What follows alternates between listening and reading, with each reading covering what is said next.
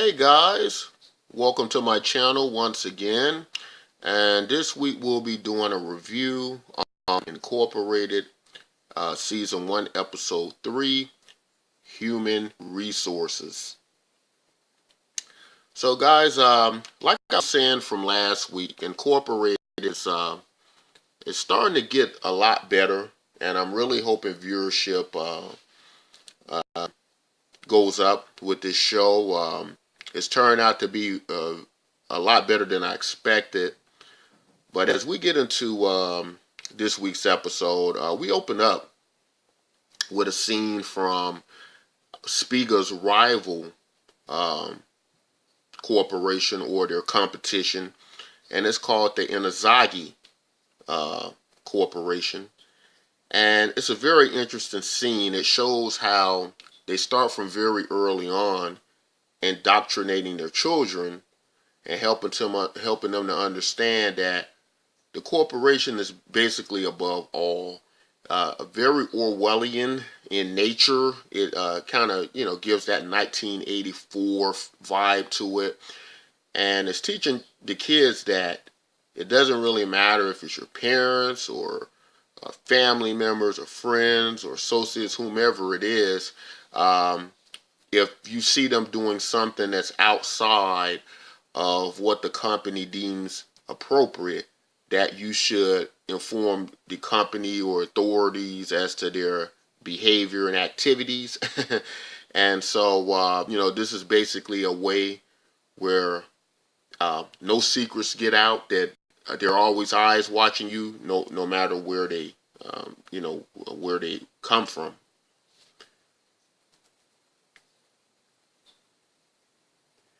And we get this scene where a member of the Inazagi Corporation, is actually watching this indoctrination. And she feels like, it's really starting to, from what we're getting from the scene, hit her that, this isn't right, that this isn't how she wants to live. And, that something is wrong.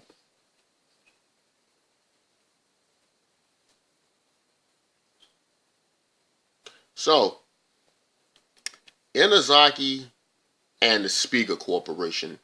You have a meeting here between Elizabeth and this member of the Inazagi Corporation. And I'm not familiar with her name in the scene, but of course this is Elizabeth, the CEO of the SPIGA Corporation. And how they end up meeting is much like what you get when you have powerful corporations that are running the world like countries. You definitely want to keep relations and channels open between these groups, because if you don't have a certain amount of diplomacy, they can basically end up going at war at each other due to conflict of interest. And, so again, they have large armies, they have resources, so it's like two giant countries fighting each other. So they try to keep their relations in good standing so that they don't step on each other's toes. But what happens during one of these diplomatic meetings is that the woman we discussed in the opening scene here, she passes along a kind of a cryptic message to Elizabeth that, hey, I want to defect, that I no longer want to be a part of the Inazagi Corporation. I want to come over to you guys, and if you give me what I want, let me over under the terms that I'm presenting here. I'm willing to give up their secrets, very important secrets that can give you all the edge over, what they're going to do next. And the way she's able to get this message in is she actually uses a message from a Robert Frost poem, I believe Miles to Go Before You Sleep. If it's entitled that, it may not be entitled that, but that's one of the main lines that she uses. And it's basically a code. And Elizabeth picks up on that. She understands that. And so she's willing to discuss terms.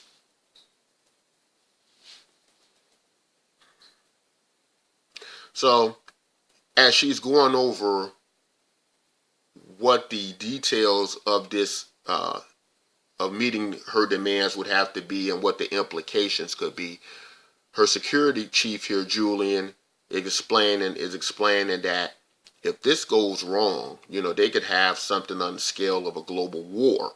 And so it's a lot of caution that needs to be taken, and they're trying to find basically a way to get this done without causing damage.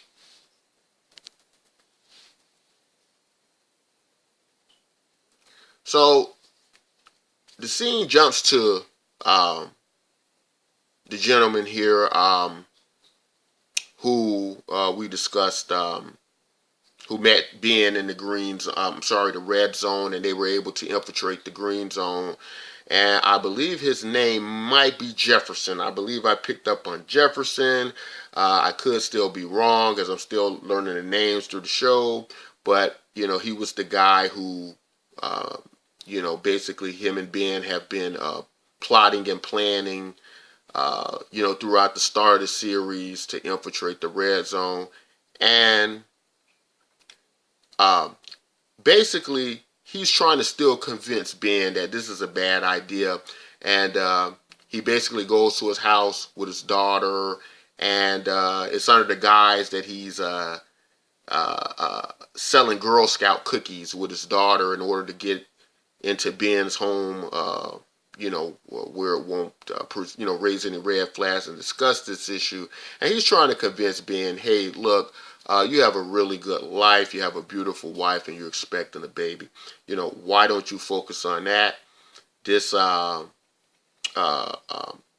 to try to get past the 40th floor, it could backfire, it could really jeopardize our situation here. And, it's not worth the danger.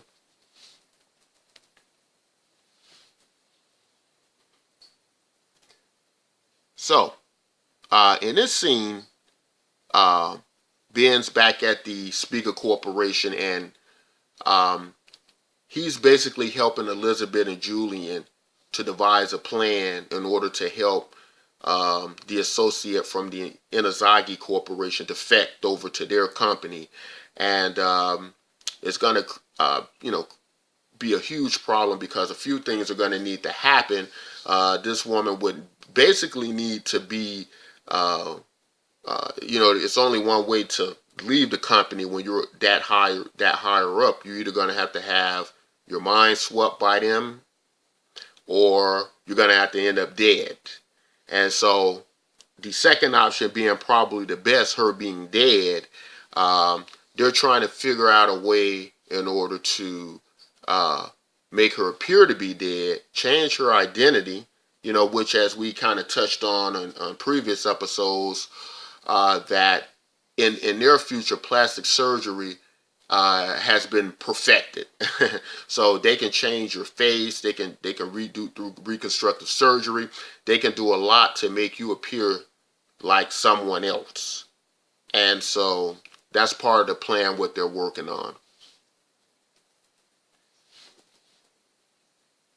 And so this is actually a formal meeting from the Inazagi Corporation, and this is more like a social event to keep relations, to keep everything smooth, to keep relations good. And they present this gift where they get to experience many pleasures and delights, and they do it through these headpieces.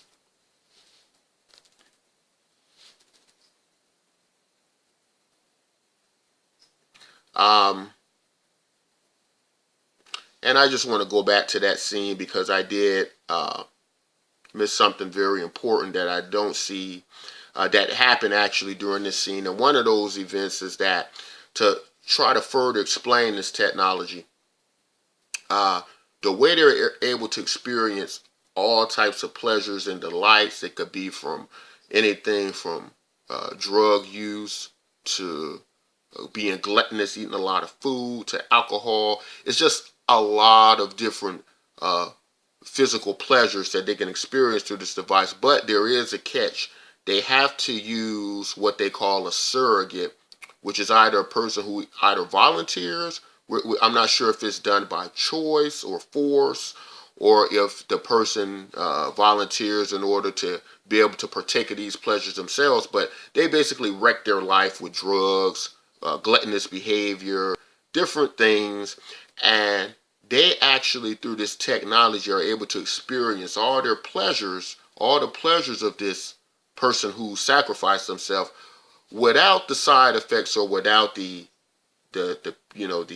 going through the pain or the negative results of what it incurs. So, just for instance, if the person was a drug addict and they want to experience what it felt like to try a drug or be on a drug, they could use this donor or this surrogate, and he would have all the negative effects, but they wouldn't.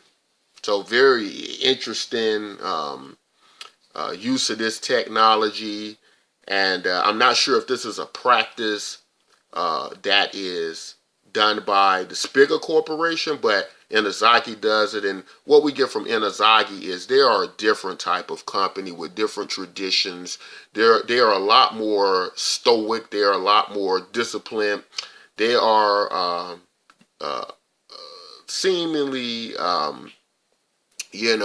a little bit more militant, if you will, than the SPIGA Corporation. And so in this scene, you get Julian and Ben. They're actually now trying to switch the bodies to help the defector, get over without being detected. And basically, how they get this window open is, as discussed with the experiencing different emotions and pleasures through the surrogate. They concoct a plan where the defector passes out, from too much pleasure and too much whether it was drug use or alcohol use. All these pleasures cause her to pass out, and she goes into cardiac arrest. And so that gives them a window to switch the bodies, and it's all planned so that she can defect, and they can try to pass her off as dead to Inazagi, change her identity, and where she can feed them their secrets.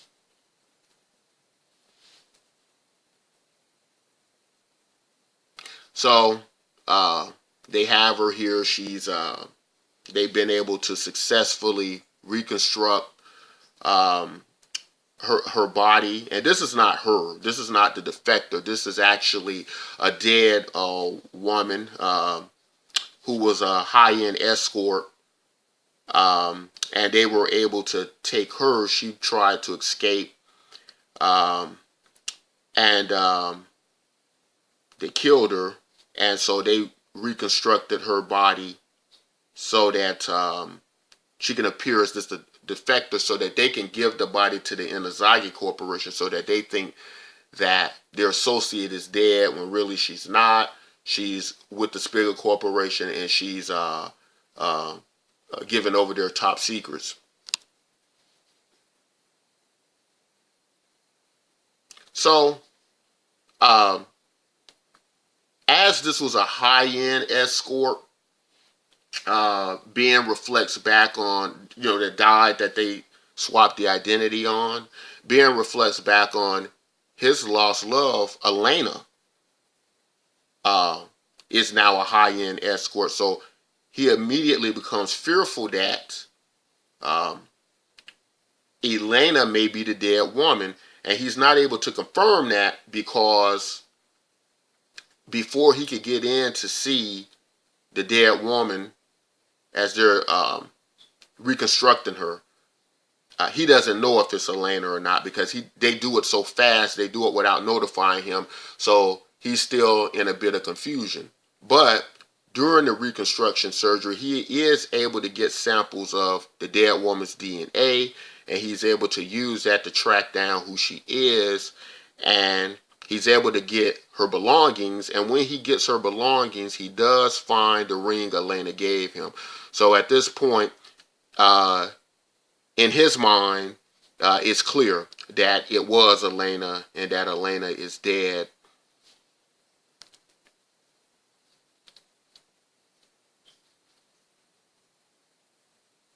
So this is a flashback sequence as Ben is remembering, as he got into got out of the FEMA camp and he got into the red zone. And this is 6 years later.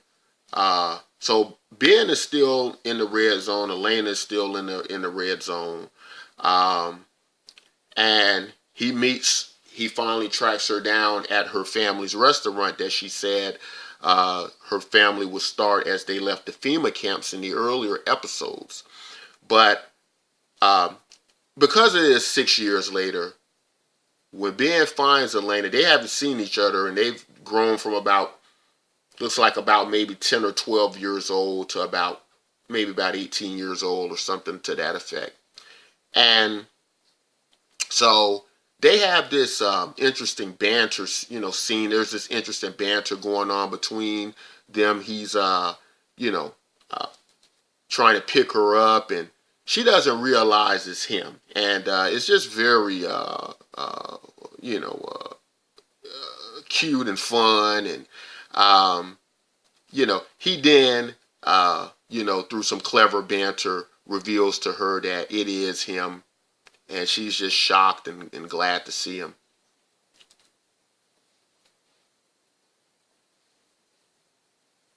So Elena and Ben, they try to catch up, but on the last 6 years that they've missed of each other. But Elena is now in basically in college, and she's trying to make a better life for herself and her family.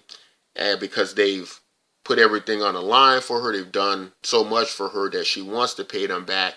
And to do that, she really needs to get her education and get the information and get to an ability to where she'll be able to provide a better life for her family. But she's using what appears to be through some type of drug use, inducement of some sort, amphetamines and different things. This is a way to quickly upload data to your brain and basically make you smarter in a short period of time. So she's using one of these type situations, and there are a lot of negative side effects to them, and they can really damage your brain. And as Ben is something tells Ben to follow her to make sure, everything's all right.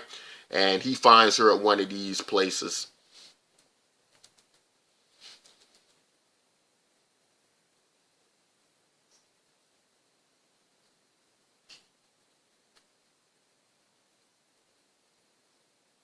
And I just want to skip back to the next scene real quick because there's something I missed to also inform, and that is that Elena doesn't take to this process very well, and her brain actually she actually starts to have seizures basically, and Ben is able to, through just sensing something wrong and kind of following her, he's able to see what's happened, and so he breaks in and he basically comes to her aid and rescues her and helps, get her back, to a better state.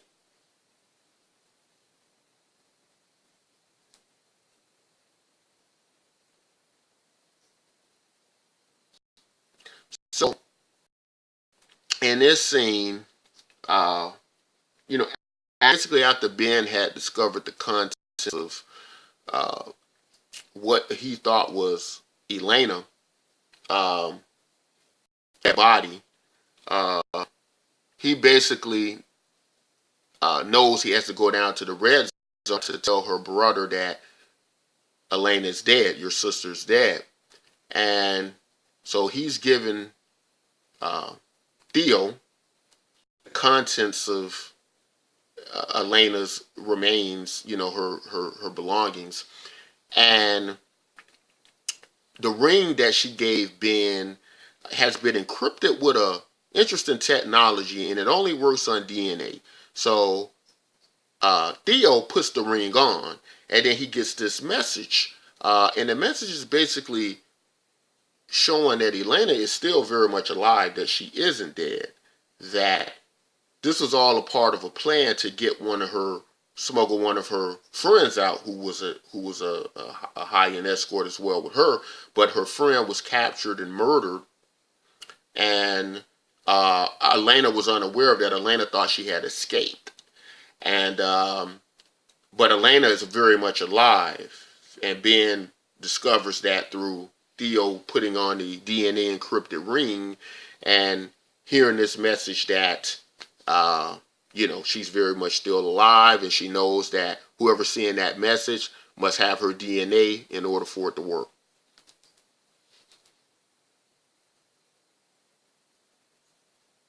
So this particular woman here, this lady is the housekeeper of Ben and Laura. And she was the same woman in the earlier scenes that was serving them up bacon for a special breakfast they were having, a special meal, a celebration meal. And, you know, this was real bacon. So as we learned, real food is very expensive. And so what happens with this particular woman here is, because she's working in the kitchen, she actually steals a slab of bacon out of their house, and it's about $600 worth of bacon. However, as she's trying to exit the green zone and get to the red zone, she's actually captured by SPIGA authorities for having expensive goods, and they know she's not supposed to possess expensive goods like that. So, pain.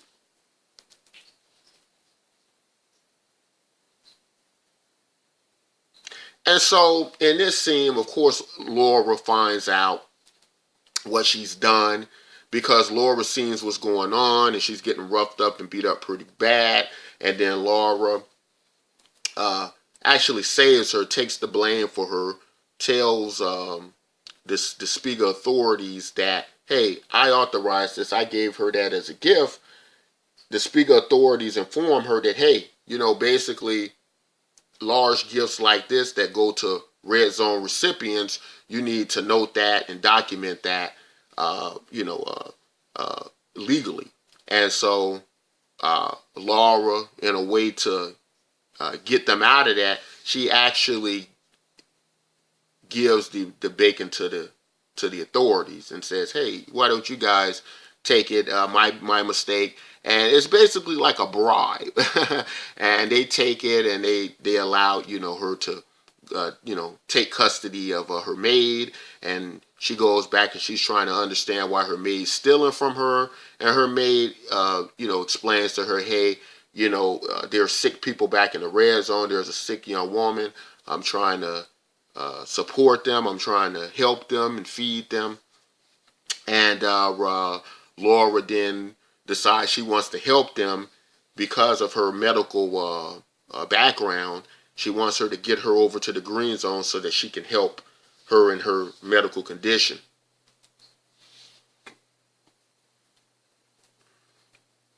Unfortunately, things don't go well, as there are very little secrets, and people in the red zone seemingly live on top of each other. You know, if you're living in an apartment, maybe you might be living in an apartment with 8 people, so it's very contained spaces.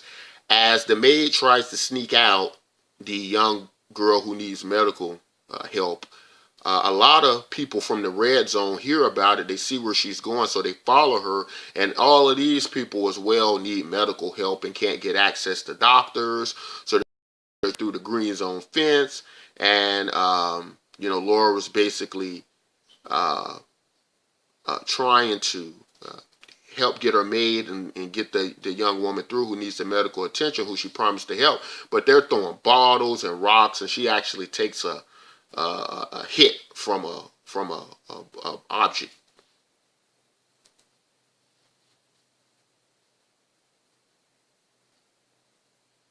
And so in this scene, we jump back to Roger. I believe his name is Roger Kaplan. And this is the kind of frenemy of being the colleague, adversary, and they both were working together to take their formal boss down so that one of them could get the position. But Roger was able to get access to Ben's what they call a keyhole, and a keyhole is basically like I guess it's like a disk of information where they can pass data on and all their information. It's like walking around with your, I guess your personal computer or files.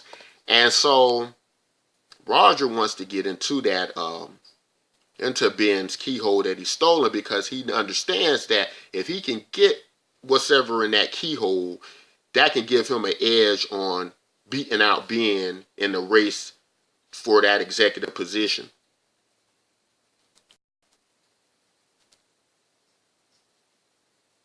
So Roger knows he's going to have to crack this keyhole illegally. So Roger actually goes down to a red zone to find this hacker that he's been informed could help him get into this into Ben's keyhole. But this hacker is not easy to negotiate with. She doesn't really work on money. And Roger's finding out the hard way that it's going to be very difficult to convince her to crack the keyhole. So Roger does convince her that to do this, to crack the keyhole.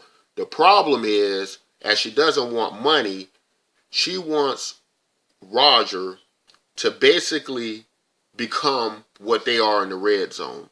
So there's a rat, there's a rodent running around outside. She says, if you can catch this rodent, I will basically open this keyhole for you. I will crack it open, because she is a woman who, what you get from the scene is she really despises rich people, and especially rich people with positions like Roger.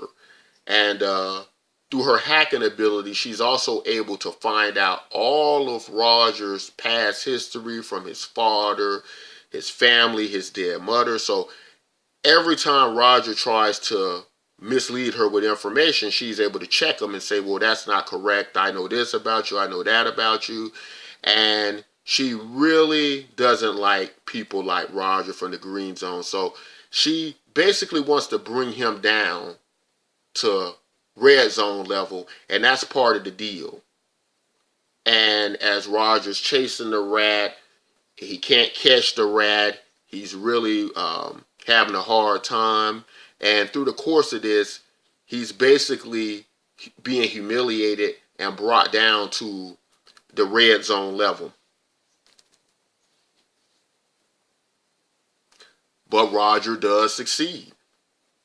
He succeeds. It's not an easy success, because after he catches the rat, she makes him eat the rat. Because eating rat is basically that's your main food source in the red zone. And I mean, it's just a very horrific scene where he has to eat the rat, and then she gives him some antibiotics after, because of all the diseases the rats carry. So Roger is still pretty sick, after eating the rat. But Roger is so determined to get into this keyhole. These were just all things he found necessary to do, and he was determined. And so he does get access to Ben's information. He's seeing that Ben's after this high-end escort, which is Ben's lost love, Elena. And he's starting to put the pieces together. And of course, his plan is to eventually use this information against Ben in order to beat him out for the executive position. And this is a disgusting scene where Roger is still sick from eating the rat.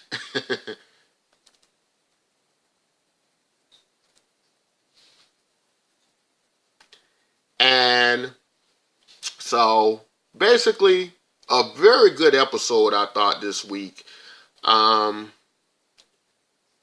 basically, where we're stuck at now, or what my thoughts are now about where direction Ben's going, is there was a few things that happened as well during the episode, and where Ben was under the impression that Elena was dead, his lost love he's been looking for so many years, he basically gave up. And he went back home and he told Laura, his wife in the green zone, that, you know what, I'm not going to pursue this anymore, higher management. We have a good life as it is. We're just going to focus on this baby, and we're going to have a happy life. Unfortunately, Ben does later discover, as discussed, that Elena is still very much alive and that the person that died wasn't her. So it seems to be that the show's going to have a few directions to go in, and one is this going to be a love triangle with Elena and Laura and Ben? You know, because it very much seems that he loves both of these women, and that could very much be the case. Or is it that Ben's going to end up leaving the green zone? Maybe him and Elena, if he can ever break her free, is it going to be that they're going to end up leaving the green zone together? Maybe they go back to the red zone and try to just live out happily ever after there as best they could. Or maybe now that they've been in the green zone, they feel that they're entitled to that. Maybe they find a way to unite both the red and green zone. Have no idea what direction the show is going to take, but I can tell you that each week I'm getting more and more impressed by the show, and you know, it's going up. It's going up a level. It really is, and I'm definitely going to keep doing reviews on it. I hope you all get into the show, and I hope you know, you find some interest and involvement in it, like I'm starting to.